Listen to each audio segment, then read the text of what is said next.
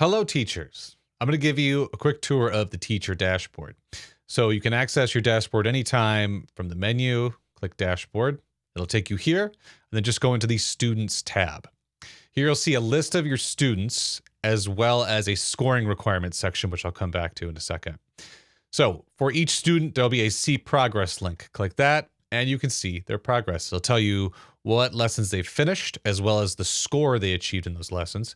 And in the case of a lesson where they create their own music, like a create, sing, or experiment lesson, you'll see a link to the sessions they've created and saved. If you click this, it'll open the actual session, a copy of the session in the studio. So you can play it, dig around in it, and see what they've done. Again, it's a copy of the session, so you can edit it and it won't actually affect their copy.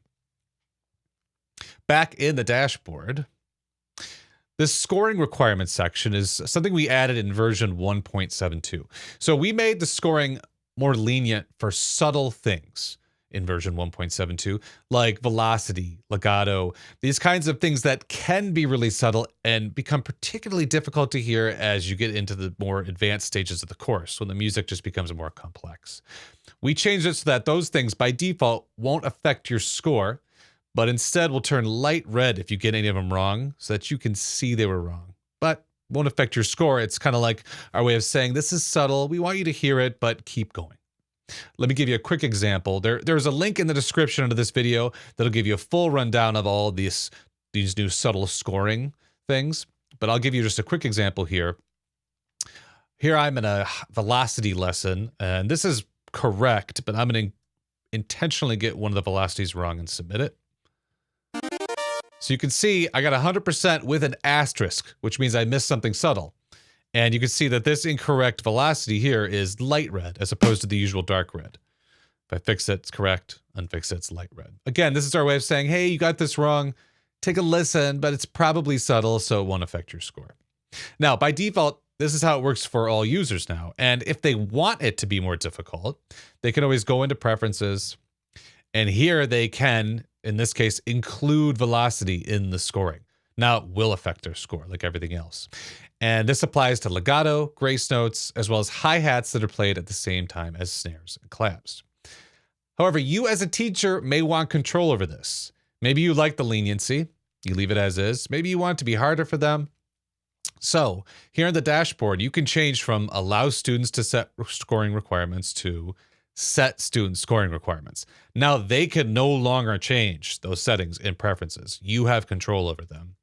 And you can decide which ones you want to include, just like with their settings.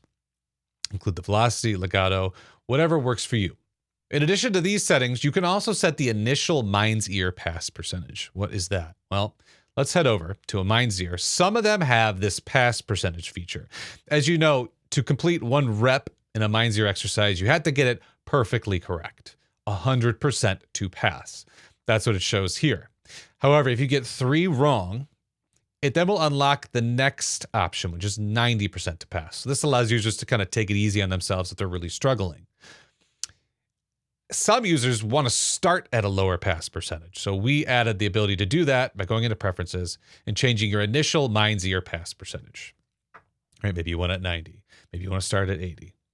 This, again, is something you can control if you'd like. Come back into here. Now you can set all of your students' initial mind's ear pass percentage to 100, 90, or 80. That's it. If there are any other features you wish to see, things you'd like to be able to do with your students, let me know. If you already have my email, just reach out or head over to our support page.